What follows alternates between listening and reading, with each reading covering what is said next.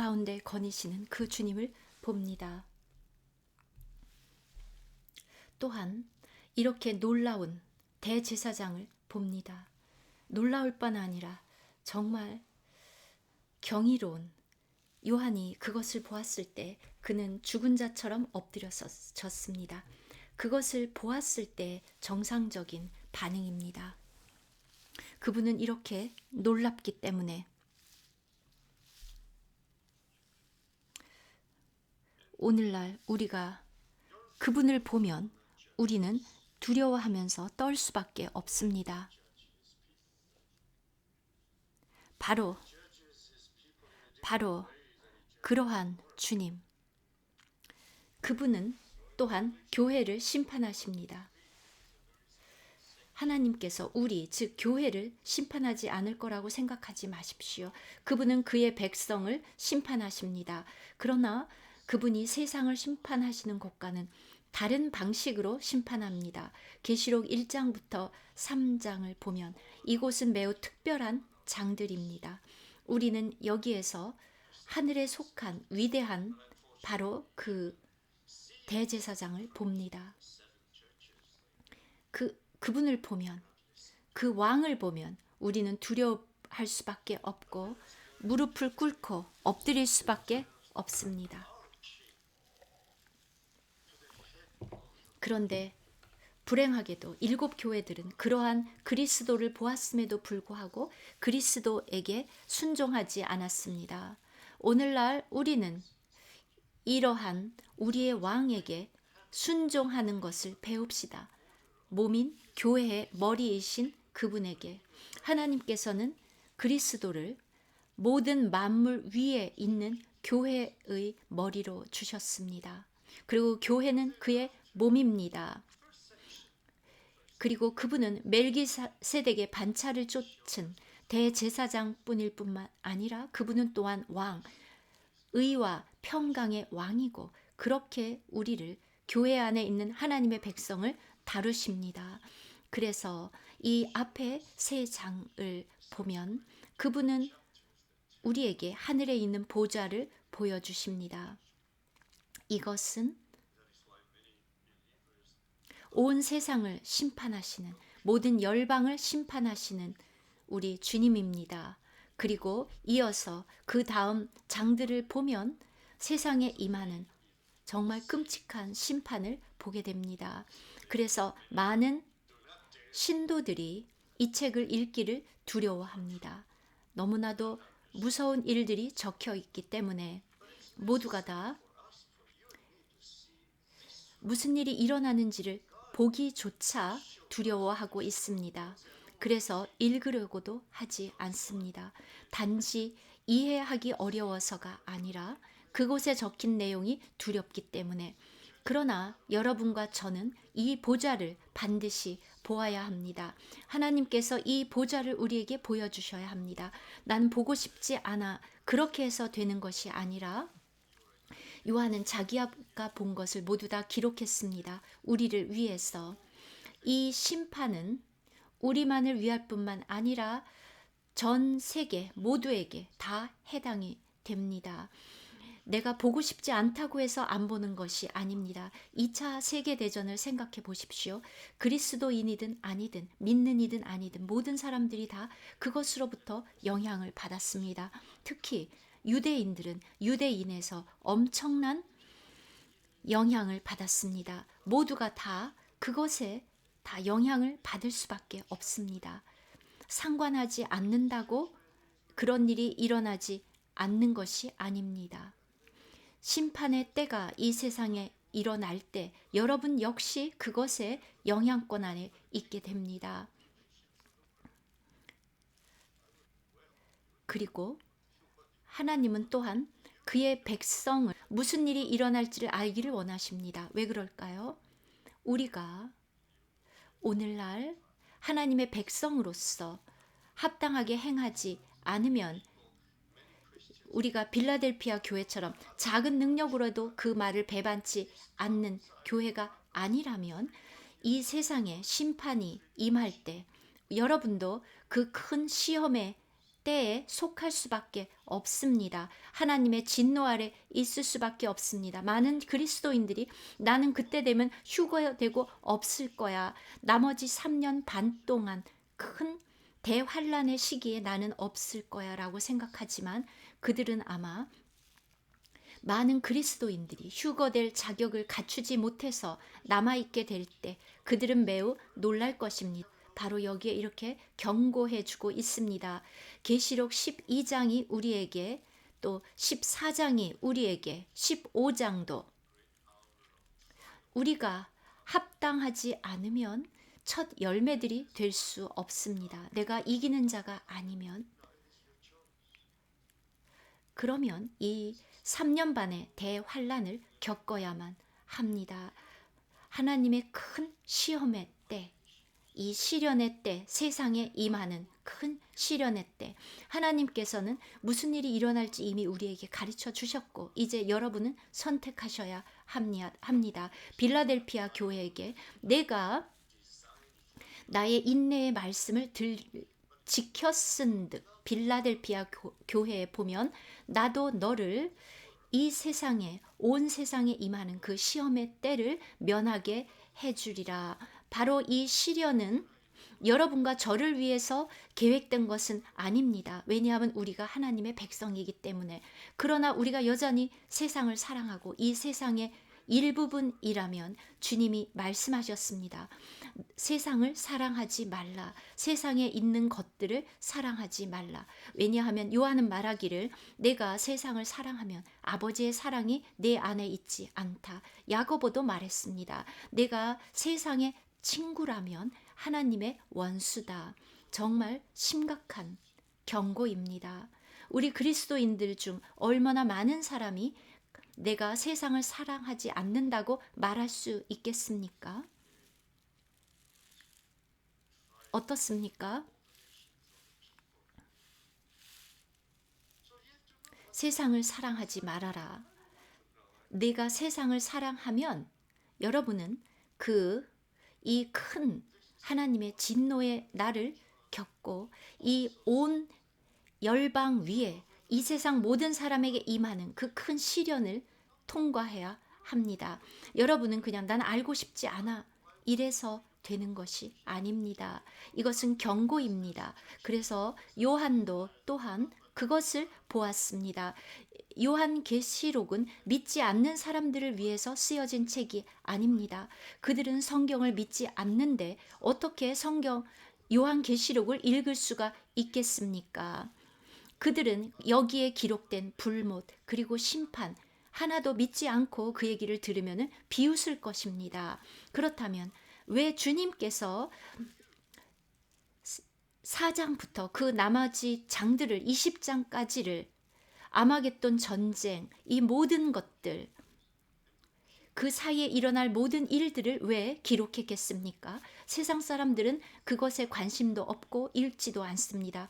이 모든 기록은 여러분과 저를 위한 그리스도인들을 위하여 기록된 것입니다. 이것을 읽어주는 자와 듣는 자와 그 속에 기록된 모든 것들을 지키는 자들은 복이 있도다. 이것은 이 세상에 믿지 않는 자들을 위한 책이 아닙니다. 그들은 상관하지 않습니다. 여러분과 관계된 책입니다.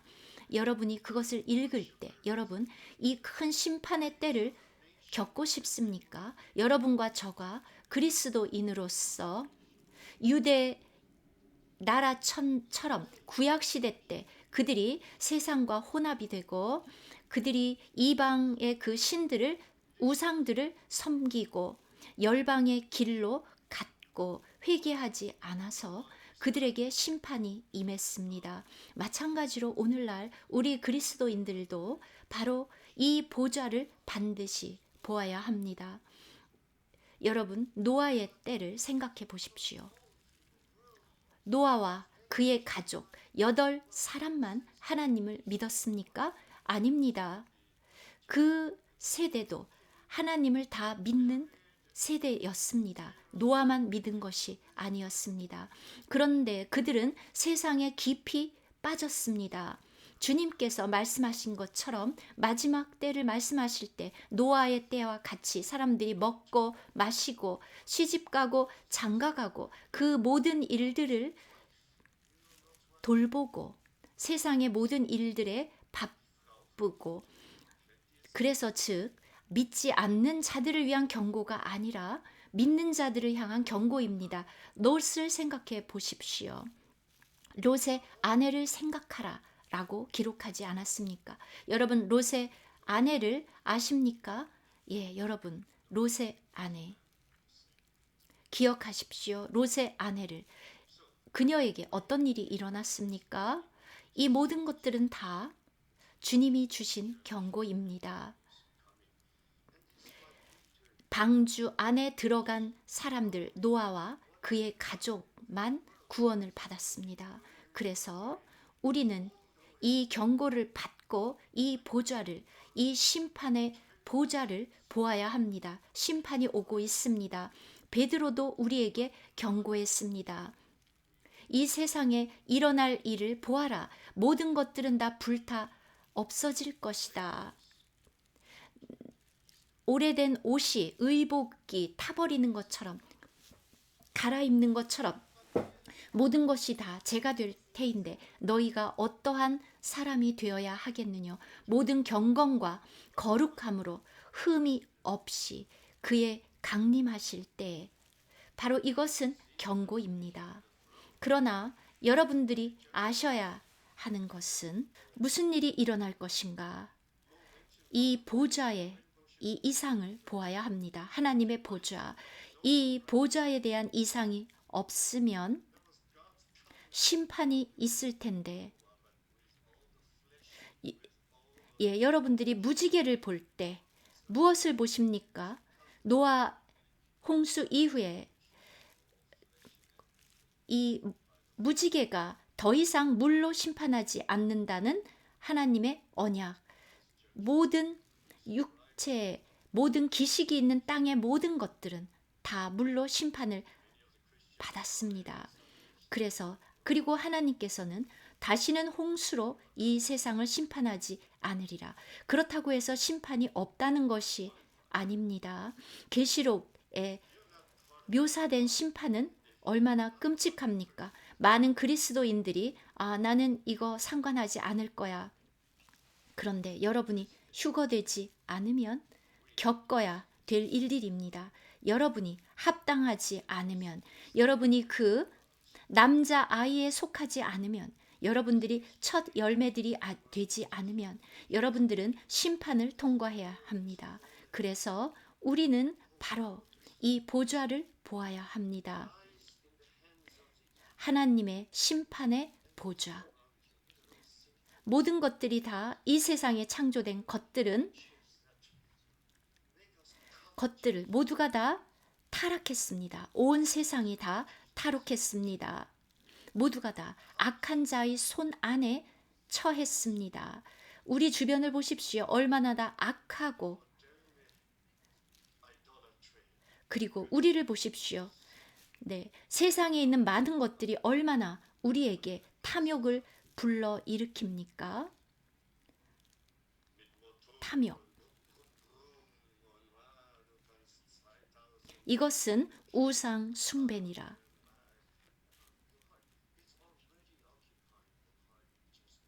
돈을 사랑하는 것, 여러분 주의하십시오. 우리 주님께서 내가 두 주인을 섬길 수 없다. 여러분이 가진 것들이 여러분의 마음을 점령하게 하지 마십시오. 여러분의 마음은 이미 이러한 것들로 가득 차 있지 않습니까? 괜찮아. 그게 어때? 그러나 괜찮지 않습니다. 괜찮지 않습니다.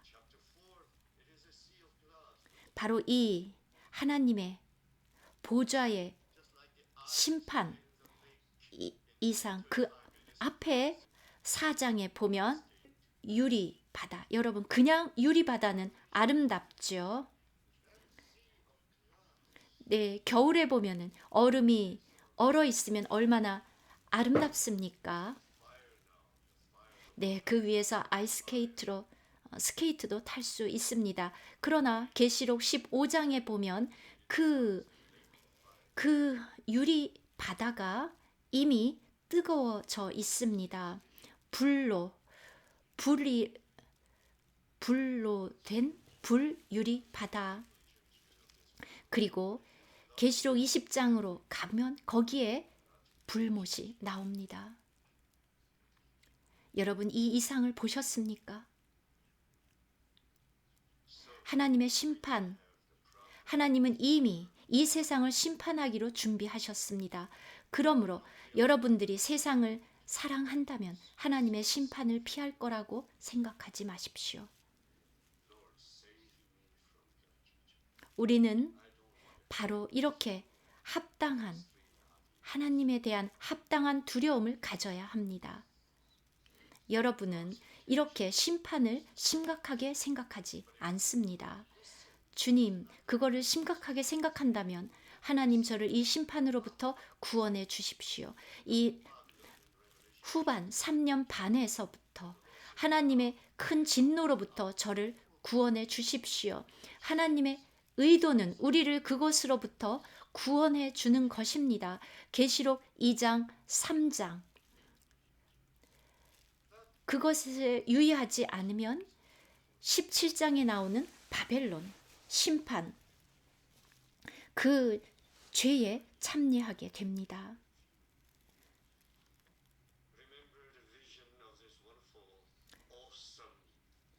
이것은 매우 심각합니다. 이 이상, 우리는 이 이상을 보아야 합니다. 이 놀라운 긍정적인 면에서의 이상뿐만이 아니라 이 끔찍한 이상도 하나님께서 교회, 7교회들 가운데서 거니시는 우리 주님의 발은 빛난 주석 같고 단련한 주석, 바로 이 주석은 심판을 의미합니다. 주님은 우리를 심판하실 것입니다. 우리에게도 심판의 보좌가 있습니다. 그런데 이 세상을 사랑하면 여러분은 3년 반을 겪고 그리고 공중으로 올라가서 그리스도의 심판대 앞에 서야 합니다. 바로 우리는 이것도, 이 끔찍한 이 심판도 우리는 알아야 합니다. 우리 모두 다 원하지 않죠? 저는 여러 번 주님께 저를 하나님, 주님의 그 심판으로부터 보호해 주십시오. 저는 차라리 지금 심판을 받고 있습니다. 지금은 죄 용서함이 있고 은혜가 있고 우리 죄를 위한 화목 제물이 있고 그리고 우리에게 회개할 기회가 있고 주님께 죄를 고백할 기회가 있고 그리고 주님이 우리를 변화시킬 수 있는 시간이 있는 지금. 그런데 내가 지금 이것을 거부한다면 그래, 너는 그것을 통과하고 그리고 통과해라. 그럴 수밖에 없지 않겠습니까? 이 놀라운 보좌.